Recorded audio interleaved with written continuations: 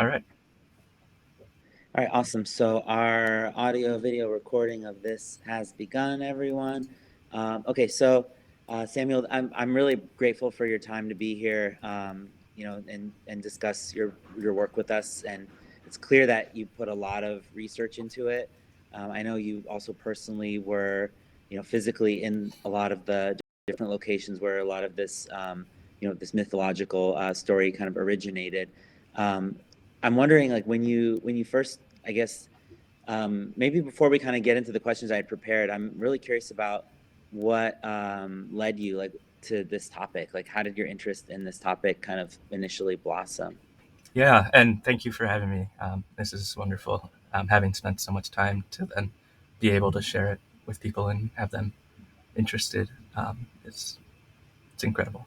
Um, so yeah, I um, my parents um, told me they were going to go on a trip to Egypt with my mom's cousin, who's a travel guy, um, and they asked me if I wanted to come. And I'd always been intrigued by Egypt, and it seemed like a great opportunity to spend time with my parents. Um, so I went on the trip, and I think it was the second day we had started off in Luxor, where Karnak Temple is, which is like massive temple complex, and it was one of the main seats of power for much of ancient Egyptian history. And so in the morning, we went over to the west side of um, the area across the river and started off at the Temple of Hatshepsut. She was one of the female pharaohs, and she had a massive temple funerary cult complex in this area where it's west of the main city. Sun sets in the west. It's a common symbol of death in the afterlife in many cultures. So her temple's over there. I didn't know much about her at all at that point, just a little bit. Um, but we were walking around, and suddenly I saw this carving on one of the walls, and it was the goddess Hathor nursing Hatshepsut as a small person. Um, and I knew that Hathor was a cow goddess, symbol of motherly love, among other things. And it just hit me immediately. Like, people looked around at all the animals and were like, which one is a great mother that we can, have be a symbol for um, motherhood? And they saw the cow with her calf, and they chose that. And yet, the way that we treat actual cows and their calves is horrendous within the dairy industries, as well as, of course, all the others. Um, so that contradiction and hypocrisy and symbolic uh, use for power just all hit me at once, and I was like, "What's going on?" So I called my mother over, and we stood in front of it, and I got a picture. I knew something was going on. I didn't fully understand it at the time, and then um, once I got back from the trip, it stayed in my mind. I couldn't stop feeling it, and um, yeah, that's how it started. Did you have the kind of knowledge that you do at this time No, of kind of? yeah, I was very surface level. Like, I didn't even know what a cartouche was, which is like how they write the real name within the oval. Like, I was very basic. I had done some research, but very, very basic. So while I was there, and then when I came back, went down the rabbit hole.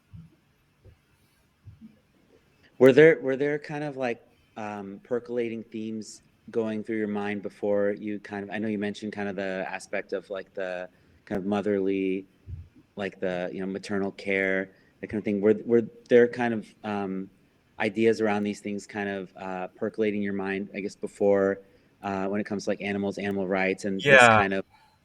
a couple years earlier, I was at a park out here in Seattle, and I, for some reason, was thinking about um, people egging houses and how would a hen feel if she knew that she was undergoing all this suffering, um, not even being having her eggs being used to nourish people, but just thrown in jest. Like how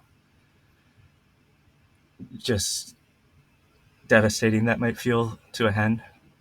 So that was a few years earlier. I'd kind of thought of like the perspective from a mother animal about how the exploitation was um, happening.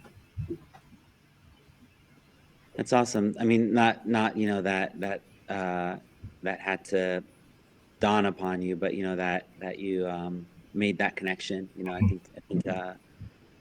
There's a strong aspect of Hathor from what I can gather from the book that has to do with this kind of overseeing care, care over kind of all of the inhabitants of the earth in a way.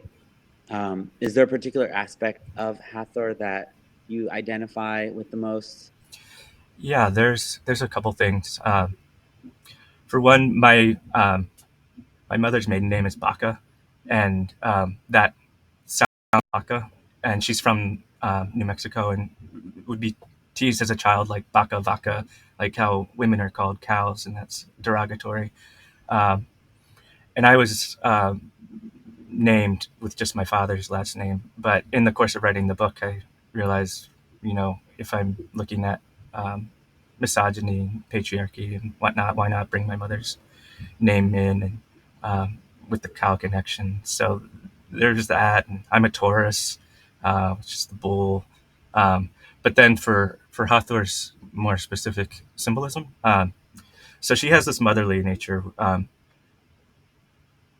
She also has aspects of music and dance and um, sort of ecstatic uh, drunkenness and uh, sound of like performances within the temples where it would just become a racket and people were dancing. And uh, another goddess, Moot, has this one ritual where um, people show up at the temple and they all get wasted, and then they're woken up in the middle of the night and someone's like pounding on drums, and it's like it takes you to this sort of transcendent psychedelic state in which you're participating with the gods. And I'm a musician myself, and a lot of what I make is like very cacophonous and overwhelming in order to kind of uh, oversaturate the mind and then empty it in kind of a mystical way. So I definitely relate to that part of her and her cult where um, people were getting down. I noticed in reading the book that this kind of like oversaturation that you described was very much, present within the text of the book. I would say, like in terms of the density, it's something that just to be really forthright, like I really struggled with being able to like parse the different, especially the proper nouns, Mm-hmm. like different historical figures or um, like positional orientations of different entities or kind of like stories. I found myself kind of having to go back and say, wait, is this the same person or same entity? And found it kind of like reading the first half of the book especially felt like very much more dense. And then I noticed upon finishing it, actually today, the second half seemed to flow a lot more with the ideas of veganism specifically coming through. And it was kind of a little bit reflective of, I think, this dynamic um, which you're seeking to engender within the person's psyche of this kind of like density, filling, kind of like the positive node or, fuller polarity, and then the emptying. Hmm. Am I interpreting this correctly? Do you think that there is that kind of an aspect to the book? Yeah, there is, and it's like trying to really bring you into some other world of time and space in which it's crossing thousands of years, and um, trying to sort of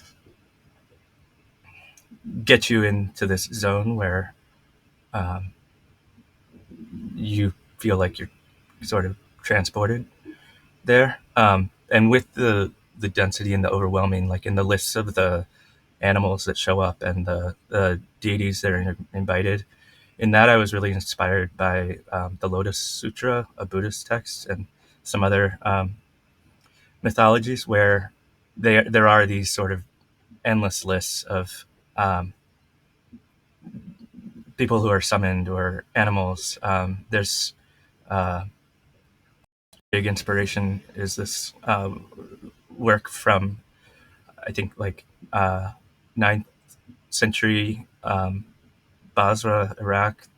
There's this group called the Brethren of Purity, and they uh, created this encyclopedia, and they were studying all sorts of knowledge. But the longest piece within it is something called the Case of the Animals versus Man before the King of the Jinn.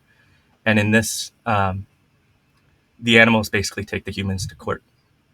And there's again these like very extensive, like it gets kind of monotonous even of like all these different animals and the different points that they're making. And so I was definitely paying homage to and referencing, especially those two works in the like just overwhelming lists that are, you can picture maybe within a temple where there's like the layers and layers and layers of Buddhas or um, that kind of thing.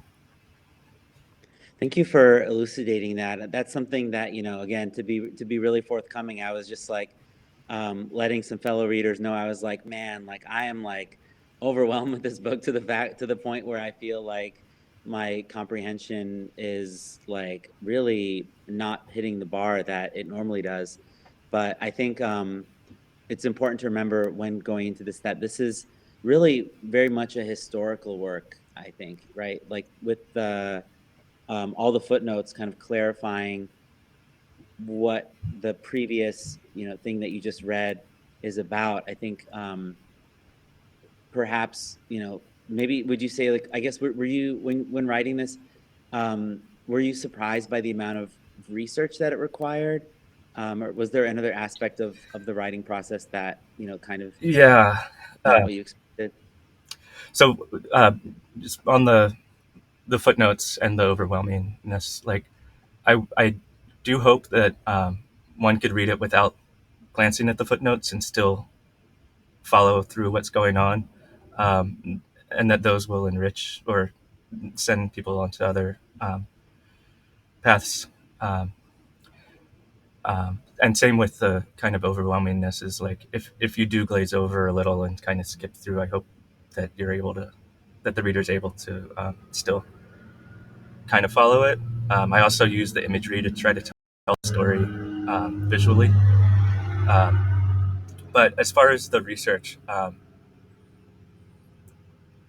it was just like one thing leads to another. And every time I went further, I realized how much less I actually understood, and then saw more and more connections within the themes of the intertwined oppressions and the ancient lineage of exploitation and resistance. And it was the most shocking thing was discovering that there were or are cow goddess laments within other traditions.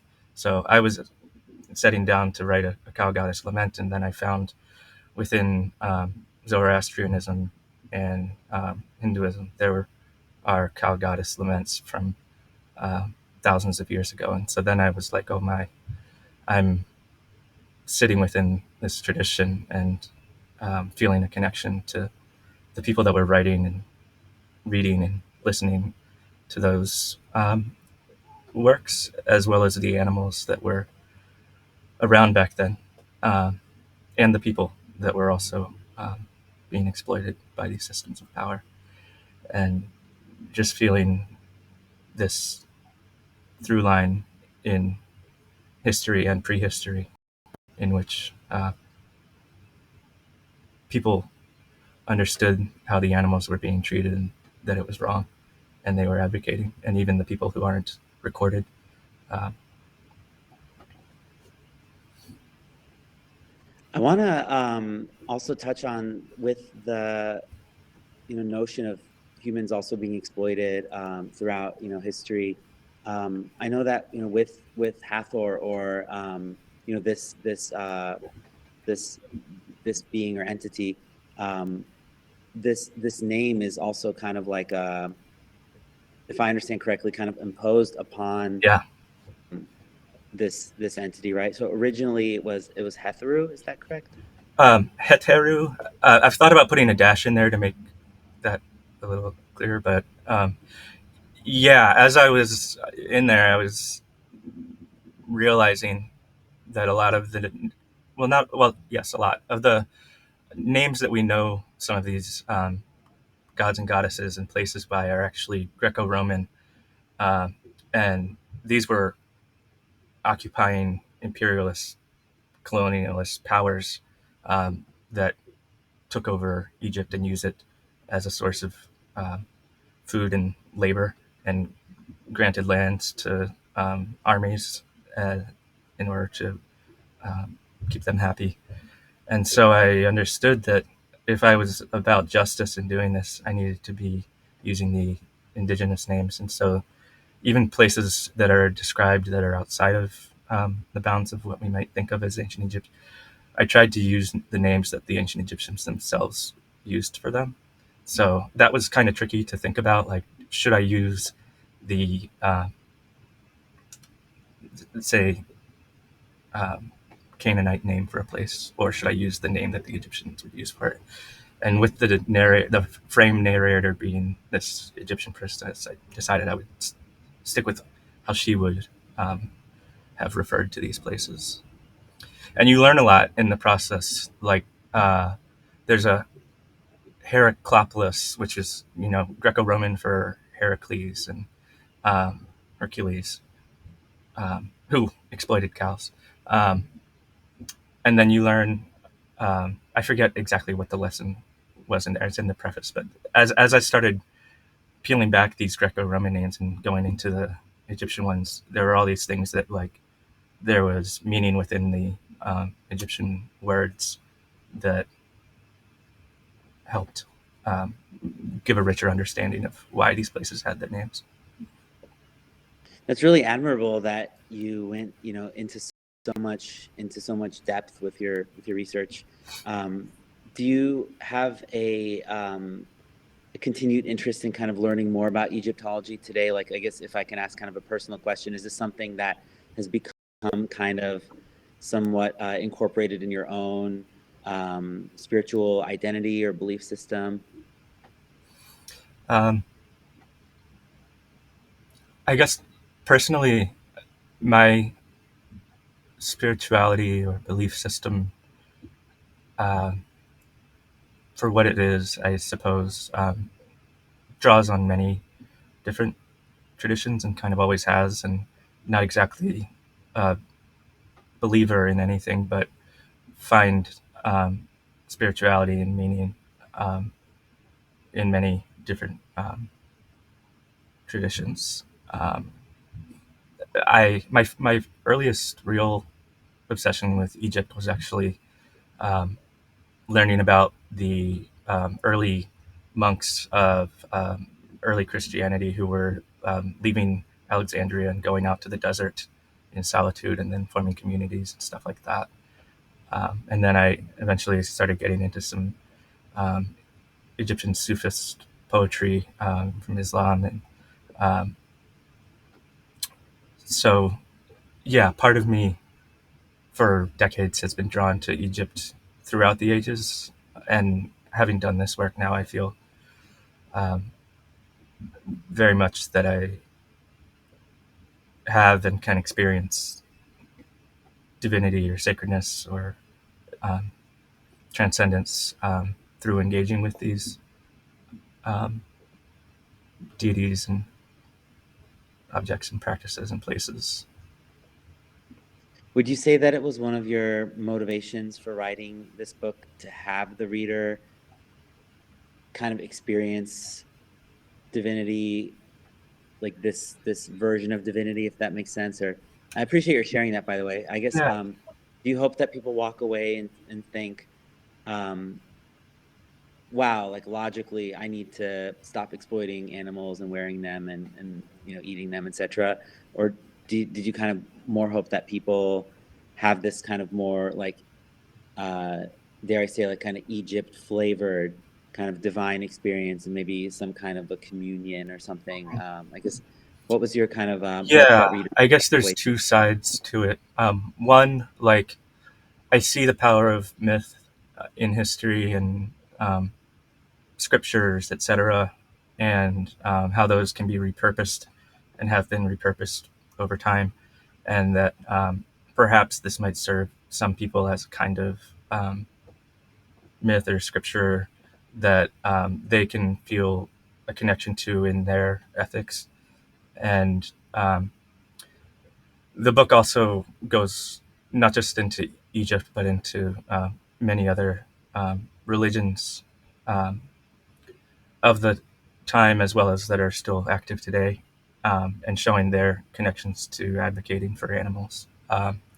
And so I'm hoping as well that there's kind of an ecumenical thing where people would see that there are many different traditions in which this is a thing, and that if we can, kind of bring them into the room together, maybe there's something that is meaningful in that. On the other side is wanting for people who do follow um, some of the religions or interacted with in the book, that they will be reminded or learn sometimes even aspects of their own faith that do include history of advocating for animals. Like I was raised Roman Catholic, and I didn't know so much that I learned through the course of this book. For example, um, that the covenant after the flood was made not just with the humans but with the